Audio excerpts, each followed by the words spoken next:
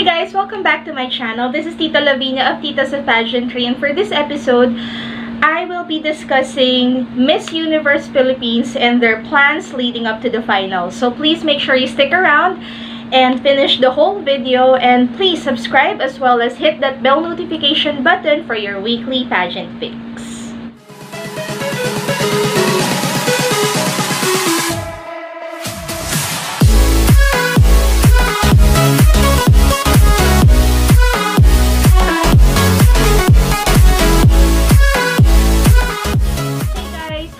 Quarantine life been treating you?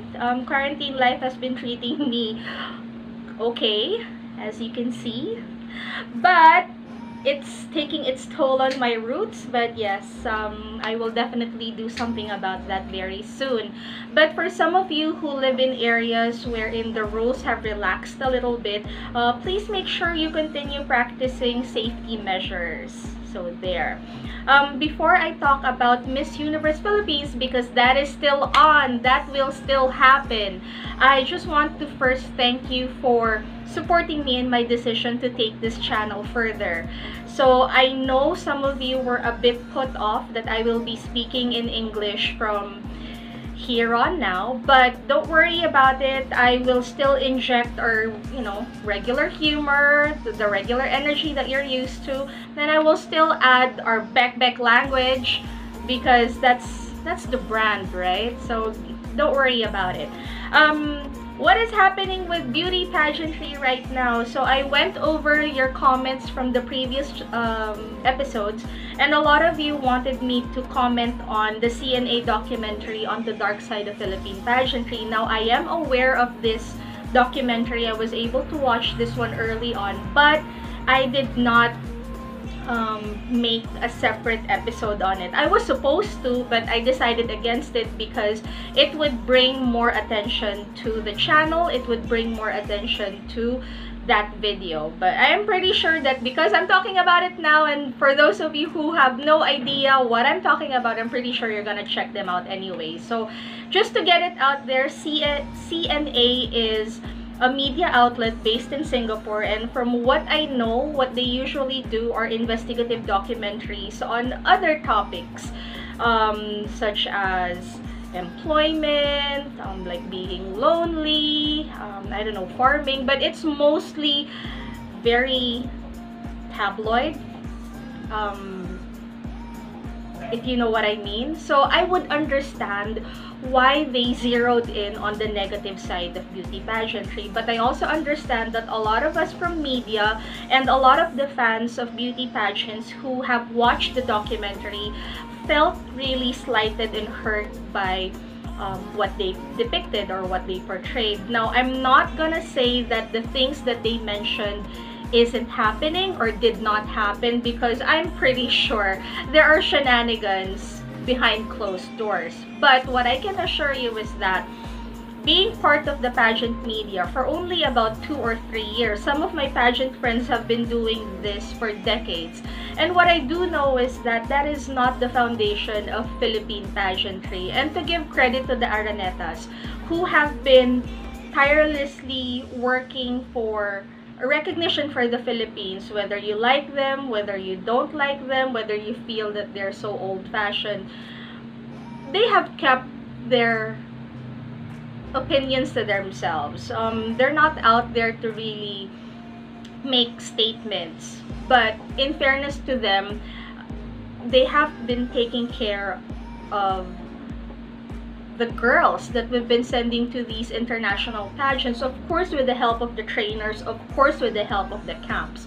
But the portrayal of the Aranetas being too rigid to the point of ridiculousness, I think that is a little bit unfair, because the mere reason why one of the contestants who they asked as a guest there, Janina San Miguel, one of the reasons why she had to undergo rigid training was because she definitely needed it. None of them added the clip on why she needed it. So a lot of people just felt sorry for her without really realizing that, hey, she's actually infamous for something. So that's just really really my take on it. Now, I know it's easy for us to just snap and say, you know, beauty pageants, they objectify women. They make it easier for predators to, or sexual predators to get closer to women. But I can assure you that these pageant organizers, especially in the Philippines, because it's such a big business, they align themselves with reputable names, with reputable brands. So they have to do everything that it takes to make sure that the girls are safe while they're still responsible for the welfare of these girls. So it will be an insult to the likes of Pia Wurtzbach or to the likes of Catriona Gray to just dismiss Philippine pageantry as a pool of candidates who just want to be on top and take in all the offers, may it be an offer, an indecent proposal, or an offer to overhaul your physical being just to get on top, because it does not work like that. You guys have been following beauty pageants for this long, know that the reason why the Philippines has been doing really well in international pageantry is because of the hard work that we put in, because of the creativity, and because of the discipline that we instill in our candidates. So that's just my take on it. If you want to watch it, of course it's up to you, but if you watch it, don't be boxed in a concept that when you're into the beauty pageants, you have to spread your legs to go far, because that's definitely not the case. So there you go. Señorita Colombia, by the way, hasn't given a formal announcement, but it's actually quite telling when a Miss Universe Colombia page was uploaded to Instagram, and it's gaining a lot of followers. It even has Sean McLean, the VP of Miss Universe organization, as one of its followers. So rumors started to spark that Señorita Colombia will no longer be sending girls to Miss Universe. Now, Señorita Colombia has the same arrangement as Binibining Pilipinas. So if Miss Universe Colombia is now getting ready to establish itself as a standalone pageant to send girls to Miss Universe, then it means that just like us, it's gonna be a little heartbreaking for them. Now, again, no formal announcement has been made, but should that happen, it will just really make sense that Miss Universe organization is trying to look for ways to make ends meet, because as you know guys, when an organization becomes a standalone pageant, it means that there will be renegotiations when it comes to production, renegotiations when it comes to staff, and renegotiations when it comes to the franchise fees. So diba? More standalone pageants, more franchise fees. So if they have a long-standing relationship, just like what happened to Miss Universe and the Aranetas, wherein they were just paying for a certain amount for such a long time, then a new standalone pageant could just probably maybe double or triple the franchise fee. So like ka-ching, ka-ching, ka-ching for Miss Universe organization. So we'll see. Señorita Colombia has been producing so many worthy, beautiful girls. So we'll see if they will up the bar, or if they'll support the new organization, because as you know, in the Philippine setting, it took a while for us to be super duper supportive, as we've all been very, very loyal to Binibining Pilipinas. So there. In other news as well, so recently Miss Universe announced that they will be offering a live chat with the winners of Miss USA, Miss Teen USA, and Miss Universe, ranging from $20 to $50. Now, when this was advertised on social media, a lot of people were not happy about this, because it just gives more weight to what everyone else is talking about, that MUO is losing money and that they're trying to get more funding from allowing their girls to chat with individuals for a fee. Now, it doesn't look good. I know that the money they said will be going to charity, but it doesn't look good in the bigger sense because $50 in the US has a totally different translation if the market is in Asia or in Africa. As you know, we are battling COVID-19, and whatever funds we have on hand should just be used for, I don't know, groceries or things that are more important. Now, this doesn't make sense for me because Zosie has been very active on social media on having these IG live sessions anyway, wherein you could actually send in your questions. So it doesn't make sense why they would shift to something that needs to be paid for. So I don't know what you think about it, but if you try and look at the comments, either from the Latinos or from the Asians, nobody is happy to shell out money just to chit chat with these girls. Maybe if they had more of a like a PR power, maybe if it was more like a Catriona, more people would pay for it for some time with her, but I don't know. I never really actually got to check what the reception was, but I don't know, if it were you, would you pay for it? So eto na. For those of you who are asking, no, that's a hard no. We will not be appointing a representative at Miss Universe this year, because the organizers have decided to push through with the pageant this coming October. So there will be no Patch Magtanong, Athisa Manalo, or even Gazini again, because they have mandated the girls to continue on with their initiatives. They have mandated the girls to continue with their trainings.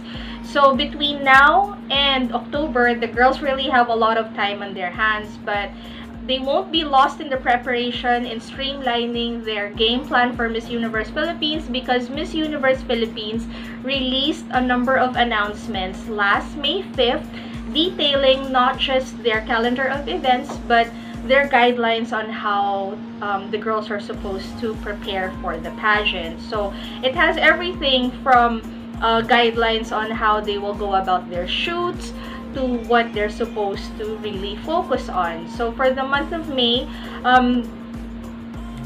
Miss Universe Philippines, they have a number of video materials that they wish to release. So we will definitely wait for that. And then they've also instructed the girls to continue using social media, to continue furthering their social work, their initiatives, as well as their advocacy. So Mr. Norman Pino of Norman's blog has been helping out the girls in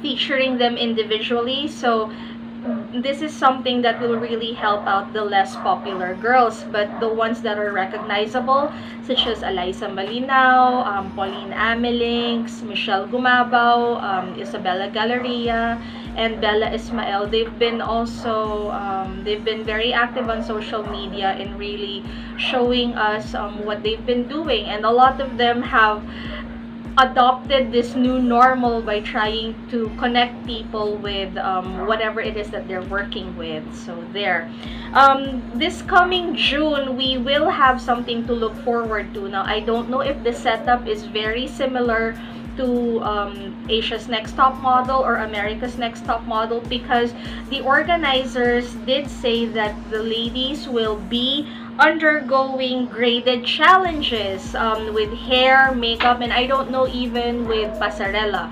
But this is going to be very exciting for us, because we now have the impression that Miss Universe Philippines is all talk. It's all about being empowered, being phenomenal, without giving us a little bit of the glam, a little bit of the glitz. So I don't know if the hair and makeup challenge will be focusing more on the glitzy side of pageantry, but this is definitely something that I'm looking forward to, because I'm shallow that way. So there. For July and August, Miss Universe Philippines has arranged for a number of workshops that these girls can attend, and that these girls can really take into consideration to make themselves that phenomenal Filipina. So the workshops will cover everything from Q&A to even entrepreneurship. Now, if the phenomenal Filipino template is actually Shamsi Sup Sup, then these girls will have a lot of knowledge and a lot of training to pattern themselves and be as successful as Shamsi, not just in business but in beauty pageantry. So we'll wait. Hopefully they do something really fun. I was initially adverse to the idea of a reality show when Miss Universe Philippines newly acquired the franchise, but I guess we just really have to make do with what we have right now. So if what we have right now is this virtual world, then might as well bank on it. Next, for the month of September, I know that the organization is really very excited for what they call the Ring Light series. Now, the Ring Light series is an 8-part series documenting what the girls have been training for, what they've been working on. So it's going to be more of an all-access pass. Now, they said that this is going to be like a fundraising thing. I'm just not sure if they will be asking us to pay a certain amount or if they will be broadcasting these episodes live or for free or pre-taped. So like what I mentioned earlier, they are still ironing out the details, but I'll let you know once everything is set up. Okay, so for the month of October, more things will happen. Now, for the month of October, they will be having a pay-per-view preliminary competition. Now, hear me out on this. When we say pay-per-view, that's something that's really allergic. It's not something that we're used to, but you know, Miss Universe has introduced the pay-per-view scheme from last year. So maybe they're just adapting some of the things that Miss Universe has been doing, and you know, just to make the transition smoother. But to get it out there, well, you know, these are business entities as well, and they have to make some money. I mean, they're not even making a lot of money now that a lot of the events have been put on hold. So if a pay-per-view preliminary is something that they can do to actually boost sales or maybe boost donation funds for other individuals that they are caring for, then I would definitely understand. Is this something that I will go for? Well, as a regular pageant fan, probably not, but since I'm vlogging about it, I probably will have to yes, pay for it and, you know, get the news out there for you guys. So they said that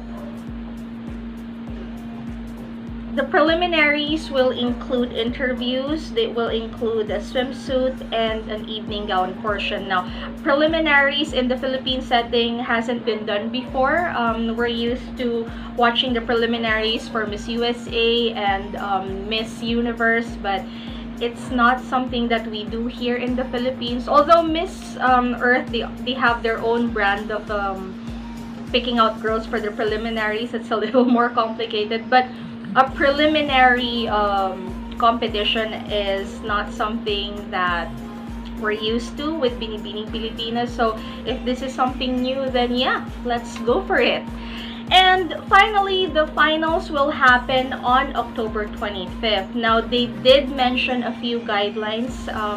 They did say that there will be no live audience, that the maximum will be about 100 people. That includes the contestants, the judges, and a limited staff or a limited crew. Now, I'm pretty sure that with branding, that with people aligned with the organization, with funding, I'm pretty sure that they can execute this. Does it feel ambitious? It does, but you know, these people, they have the connections to make this happen. So if what they're trying to do is to try and think of something out of the box and give us a different flavor on what beauty pageantry is now, given all of the changes everywhere else, then yeah, I guess we can support Miss Universe Philippines for doing that. Now, another thing that you might bring up is ABS-CBN. Now, we all know what's going on with ABS-CBN, and we all know that Binibining Pilipinas and Miss Universe Philippines is tied up with ABS-CBN, but they did not give us any information on how they will go about this. There are other platforms and there are other ways to broadcast the pageant, so I'm not so sure if they will continue with an affiliation with ABS-CBN, maybe in one of its cable channels, or if they will be using their own website as well as their own social media platforms to get the videos out there. So again, we have no information yet, guys, but I will keep you on the loop. Also, there is no word for a national costume competition. Sad, because I'm actually, yeah, I'm all for the glitz and the glamour, so I was actually waiting for that. But yes, there's no word on whether they will have a national costume competition. Now, during the screening, one of the plans was to have a week-long fashion event. So I'm not sure if that's gonna happen because they made no mention on it. So since the live audience is not allowed, I also am not so sure if they're going to do this like a reveal, very much like what the reality shows are like, just like Asia's Next Top Model. But I have high hopes with the quality of production, with the quality of the execution. So hopefully, even with all of the things that are not possible or are not feasible as of this time, hopefully they can find a workaround. So as of now, I'm not as excited because the pageant was supposed to be in May, yeah, May 3rd or May 4th, but then the moment passed me by, so the momentum pretty much broke and we have to wait until October. But again, I think we will continue to have that adrenaline rush around September and October because a lot of these pageants will happen at the latter part of the year. So guys, please let me know what you think about the new plans that have been rolled out by Miss Universe Philippines. Are you as excited or are you just unmoved? But yeah, thank you and good night.